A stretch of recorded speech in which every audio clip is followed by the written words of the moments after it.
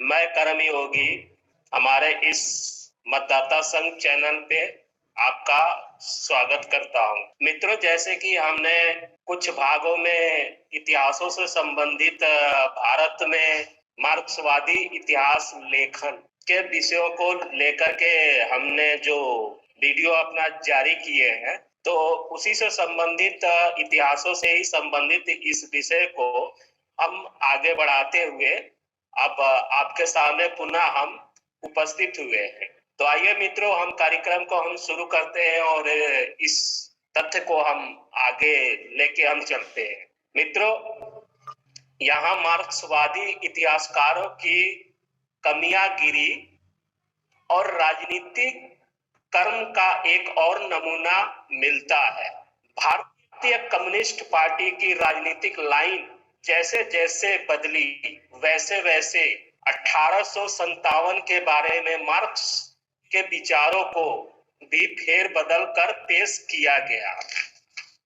मित्रों, दूसरे शब्दों में मार्क्सवादी इतिहासकार ने ऐतिहासिक तथ्यों को राजनीतिक जरूरतों के हिसाब से तोड़ा और मरोड़ा और मनचाहे रूप से पेश किया। यहाँ तक कि मित्रों, पहले जिस बात के लिए दूसरे विद्वान की हंसी उड़ाई गई, बाद में उसी बात को अपनी उपलब्धि बताकर अपनी ही पीठ ठोकी गई। वह भी एक लोकतांत्रिक देश में जहां ऐसी चोरी छिप नहीं सकती थी, पर राजनीतिक से ग्रस्त मानस क्षणिक लाभ के लिए कुछ भी कर सकता है। मित्रों, वर्ष 1957 में भारतीय कम्युनिस्ट पार्टी के पूर्व महासचिव पीसी जोशी ने सन 57 की स्मृति में रेबेलियन 1857 ए सिंपोजियम नामक एक शताब्दी ग्रंथ प्रकाशित किया। इसमें जोशी समेत 13 मार्क्सवादी विद्वानों इतिहासकारों के लेख थे। इसमें मुख्य नाम में के एम अशरफ, तलमीज खाल्दून, गोपाल हलदर, पी शास्त्रिको आदि थे। तब तक जेएनयू वाले मार्क्सवादी इतिहासकारों की खेप तैयार नहीं हुई थी। मित्रों, उस समय तक स्थिति यह थी कि 1857 को हमारे मार्क्सवादी सिपाही विद्रोह ही मान रहे थे। यही नहीं, उसे पहला स्वाधीनता संग्राम बताने को बढ़ा चढ़ाकर प्रशंसा करना, अनक्रिटिकल नेशनलिज्म तथा ऐसा बताने वाले लेखकों को अपने हित साधने में लगे लोग कह रहे थे। मार्क्सवादियों के अनुसार मित्रों, अपना हित साधने में लगे ऐसे सर्व प्रमुख लेखक और कोई नहीं, स्वतंत्रता वीर विनायक दामोदर सावरकर थे। मित्रों, वीर दामोदर सावरकर जी के विषय में यहाँ नोट करना आवश्यक है कि वीर सावरकर ने 1907 में ही, अर्थात उस घटना की 5वीं वर्षगांठ के वक्त ही, जब भारत में अंग्रेजी राज पूरी शक्ति के साथ बिना किसी खास चुनौती के मौजूद था, भारत का स्वाधीनता संग्राम नामक लगभग 1000 पन्नों का एक बृहद इतिहास ग्रंथ लिखा था। आज से एक सदी से भी पहले ब्रिटिश शासन के दौरान ऐसे ग्रंथ की रचना कैसे जीवित और प्रतिभा की बात थी, इसका आज सिर्फ अनुमान ही लगाया जा सकता है। मित्रों, अतः सावरकर जी हरेक अर्थ में अन्य बातों के अलावा 1857 के स्वाधीनता संग्राम के पहले और मूर्धन्य इतिहासकार भी थे, जिनकी उस विषय पर अभी तक कोई बराबरी नहीं कर सकता है। मित्रों, फिर भी इस तथ्य को दरकिनार करते हुए जेएनयू के मार्क्सवादी इतिहासकारों ने सन 2002 में भारतीय संसद में सावरकर का चित्र लगाने का न केवल कड़ा विरोध किया बल्कि सावरकर के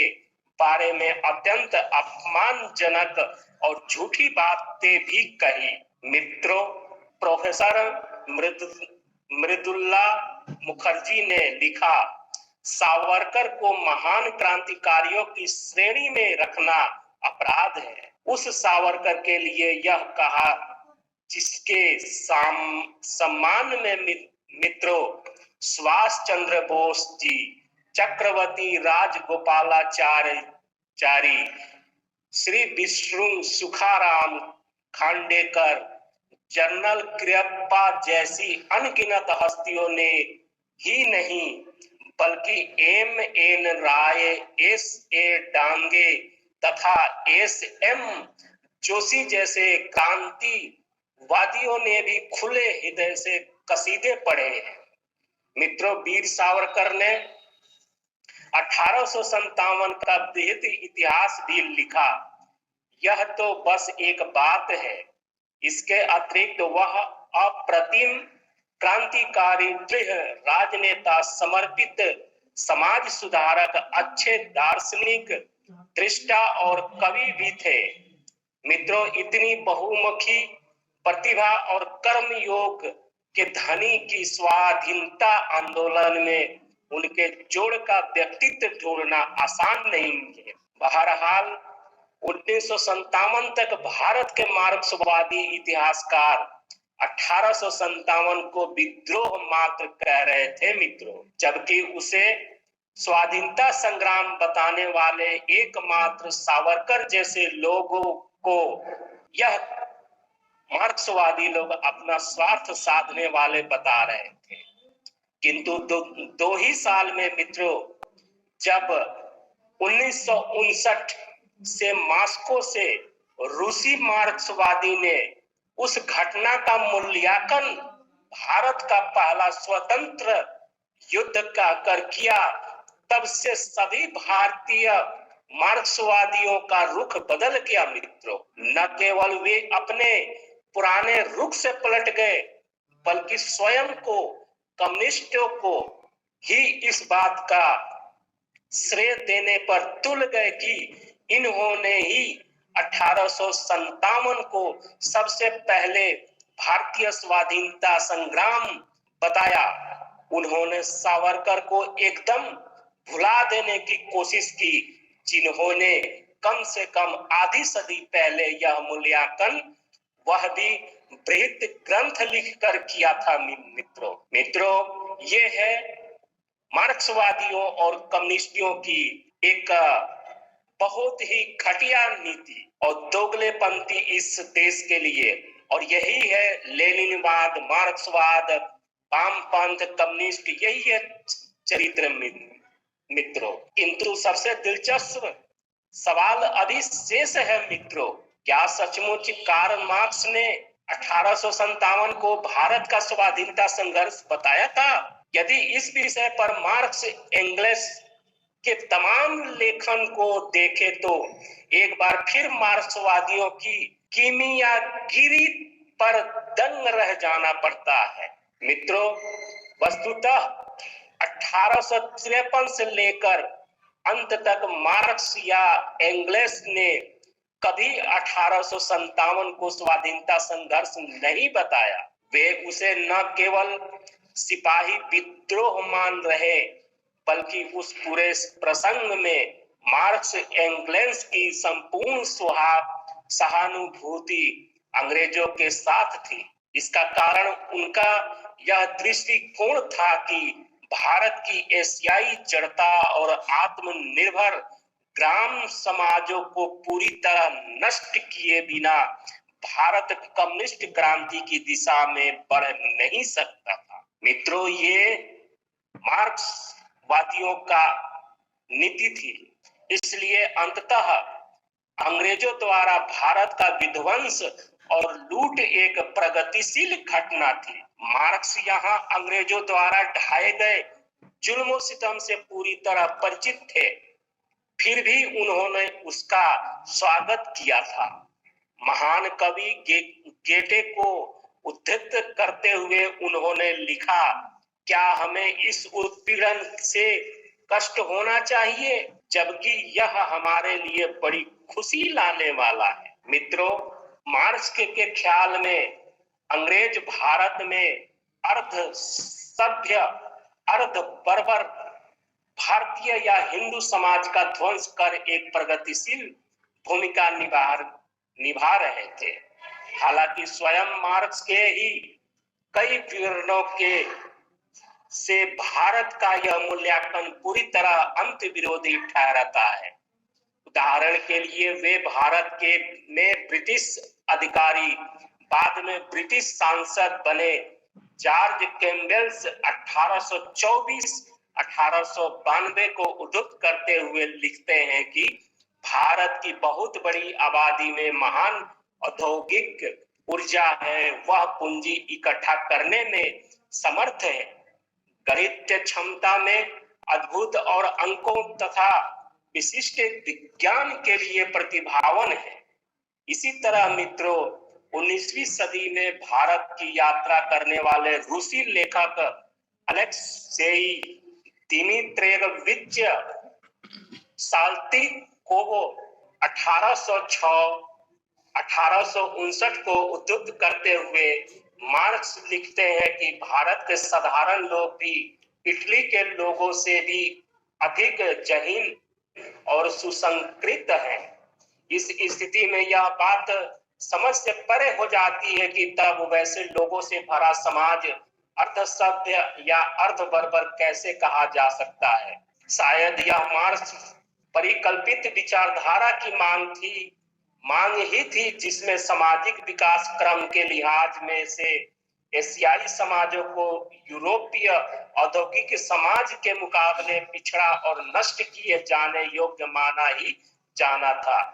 जो भी हो, भारत में अंग्रेजों से पहले ही अद्भुत उपलब्धियां, लोगों की प्रतिभा और तमाम क्षमता के बावजूद मार्क्स भारत के विध्वंस को अपने क्रांतिकारी समाजवादी भविष्य के नजरिए से जरूर मानते थे। इसीलिए इसके विवरण देते हुए मार्क्स अधिक रूप से अंग्रेजों का बचाव करते रहे। मार्क्स के लिए सवाल यह नहीं है कि इंग्लैंड को भारत पर अधिकार करने का अधिकार था या नहीं, बल्कि यह कि हम भारत को तुर्कों, ईरानियों या रूसियों द्वारा अधिकार में लिया जाना पसंद करें या ब्रिटिशों द्वारा। ब्रिटेन को भारत में दोहरा मिशन पूरा करना है, एक विध्वंसक, दूसरा पुनर्जीवन देने वाला पुराने एशियाई समाज का संपूर्ण विनाश और दूसरा एशियाई में पश्चिम समाज के निर्माण के लिए भौतिक नींव डालना। इन दो पंक्तियों में यह वैचारिक अंधविश्वास और सरल, संपूर्ण और भयानक रूप में प्रकट होता है, जिसने 20वीं सदी में अनेक देशों में करोड़ों लोग और अभूतपूर्व भौतिक संपदा का नाश किया है। यह अंधविश्वास की भावी विश्वव्यापी समाजवादी क्रांति के लिए वर्तमान समाज व्यवस्थाओं का जबरन खात्मा किया जाना अपरिहार्य है ही नहीं, उसके लिए सक्रिय और सहयोग करना भी है। मित्रों, इस बात पर ध्यान देने और मनन करने की जरूरत है कि ऐसे विचित्र अंधविश्वास के बिना लोमहर्षक पैमाने पर मानवता और संसाधनों के विनाश को मानवीय बुद्धि स्वीकार नहीं कर सकती। मित्रों, जिस अंधविश्वास के आधार पर कार्ल मार्क्स ने 19वीं शताब्दी में भारतीय समाज के ब्रिटिश विध्वंस को न केवल स्वीकार बल्कि उत्साह से उसका स्वागत भी किया, उसी आधार पर 20वीं सदी में उनके रूसी, चीनी, कंबोडिया, यूरोपीय, लतीन अमेरिकी, अफ्रीका अनुयायियों ने स्वयं करोड़ों जनता का खात्मा कर यह उम्मीद की थी कि वे एक नया प्रगतिशील, वैज्ञानिक और सर्वाधिक खुशहाल समाज की नींव रख रहे, जिसमें करोड़ों लोग नाहक मारा जाना भी को अपने ऐसे वैचारिक दर्शन के तहत ही मित्रों मार्क्स ने भारत में 1857-59 की सिपाही विद्रोह के विरुद्ध अभियान ही नहीं, भारत में अंग्रेजी राज के संपूर्ण मूल्यांकन में अपनी सहानुभूति निरंतर अंग्रेजों के साथ रखी। मित्रों, सिपाही विद्रोह के घटनाक्रम को वर्णन करते हुए कितने ही स्थलों पर मार्क्स एंगल्स ने उन अंग्रेज कमांडरों को बुरी तरह लताड़ा जो गलतियां कर रहे थे, अंग्रेजी शान कर रहे थे और विद्रोही भारतीय सिपाहियों से निपटने में विफल साबित हो रहे थे। एंगल्स सितंबर 1857 में अंग्रेजों को अपनी स्थिति सुदृढ़ करने के लिए जरूरी रणनीतिक सुझाव देते हैं। यदि आगरा पर कब्जा बनाए रखना संभव नहीं रह गया है तो तुरंत कानपुर या इलाहाबाद तक पीछे हट जाना चाहिए। इस इलाहाबाद पर कीमत पर कब्जा बनाए रखना जरूरी है क्योंकि यह गंगा और जमुना के बीच की पूरी जमीन की कुंजी है। इसी तरह एक स्थल पर मार्क्स अंग्रेजों को सुझाव देते हैं कि वे दिल्ली की चिंता न करें, उसका कोई रणनीतिक महत्व नहीं है, तो उसे तो परंपरा से स्थानीय लोगों ने अंधविश्वास के तहत महत्वपूर्ण मान लिया है आदि। एंगल्स नवंबर 1857 में लखनऊ और कानपुर में भारतीय सिपाहियों से मुठभेड़ में कर्नल चार्ल्स विडेम द्वारा की गई गलती के लिए उसका कोर्ट मार्शल कर गोली मार देने की सिफारिश तक करते हैं। लड़ाई के तमाम विवरणों के बीच मार्क्स एंगल्स ने विद्रोही भारतीय सिपाहियों के लिए दुश्मन शब्द का प्रयोग किया है, अर्थात उस लड़ाई में मार्क्स एंगल्स हर हाल में अंग्रेजों के साथ थे, जिसका मुख्य लक्ष्य स्वयं मार्क्स के शब्दों में भारत में अंग्रेजी राज को कायम रखना था। भारतीय विद्रोहियों के साथ मार्क्स एंगल्स की कोई सहानुभूति नहीं थी, बल्कि वे जगह जगह विद्रोहियों की खिल्ली उड़ाते हैं। मार्क्स एंगल्स ने लिखा है कि भारतीय विद्रोही सिपाहियों का आचरण घृणास्पद था, जो लाल कोट देखते ही घबरा उठते थे। उनके अनुसार दिल्ली और लखनऊ की हार के बाद इन विद्रोहियों की नियत डाकू और लुटेरे बनाना ही है, जिनके प्रति ब्रिटिश सैनिकों में ही नहीं देहातों की आम भारतीय जनता में भी वैसी ही दुश्मनी का भाव होगा। दूसरी जगह मार्क्स लिखते हैं कि विद्रोही हिंदू सिपाहियों में साहस और दृढ़ता की कमी थी। इतना ही नहीं, ब्रिटिश सैनिकों की बढ़त से उनमें इतना भय समा जाता था कि वे घबराकर बदहवास हो जाते थे। नतीजे में एंगल्स के शब्दों में ऐसी हर स्थिति में इन भयभीत लोगों का ब्रिटिश ब्रिटेन ने इतना संहार किया जितना यूरोप और अमेरिका के सभी युद्धों में मिलकर भी न किया गया होगा। कहने का अर्थ यह है मित्रों कि इन मुठभेड़ों में जहां आगे बढ़ते ब्रिटिश सैनिक अपनी संगीनों बैनेट के साथ सक्रिय रहते थे, वहीं भारतीय निर्विरोध मरते जाते थे। मित्रों, वस्तुतः अपने सभी विवरणों में एंगल्स और मार्क्स ने कभी भारतीय विद्रोहियों के लिए कोई सहानुभूति नहीं दिखाई। मित्रों, सदैव केवल नकारात्मक और उपहासात्मक विशेषणों से उनका उल्लेख किया है। इस स्पष्ट ऐतिहासिक और प्रामाणिक सच्चाइयों के बावजूद हमारे मार्क्सवादी नेताओं और इतिहासकार रूपी प्रचारकों ने यह सफेद झूठ फैलाया कि मार्क्स ने ही 1857 को पहला भारतीय स्वाधीनता संग्राम कहा था, सिर्फ इस उम्मीद में ताकि ऐसा लिखने बताने से राष्ट्रवादी गर्व में आज भारत के शिक्षित लोग कम्युनिस्टों के प्रति सहानुभूति पूर्ण हो सके। यह विद्वता अथवा राजनीतिक प्रचार समझा जा सकता है। सच्चाई यह है मित्रों कि ऐतिहासिक नैतिक और रणनीतिक हर मामले में मार्क्स ने निरंतर अंग्रेजों का पक्षधर होकर ही लिखा है।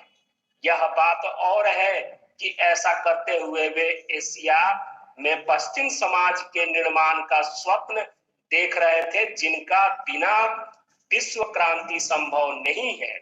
मित्रों, यह मार्क्सवादियों के और कार्ल मार्क्स के जो नेचर थे वो स्पष्ट कहता है कि वो ब्रिटिश के बिल्कुल एकदम समर्थन थे।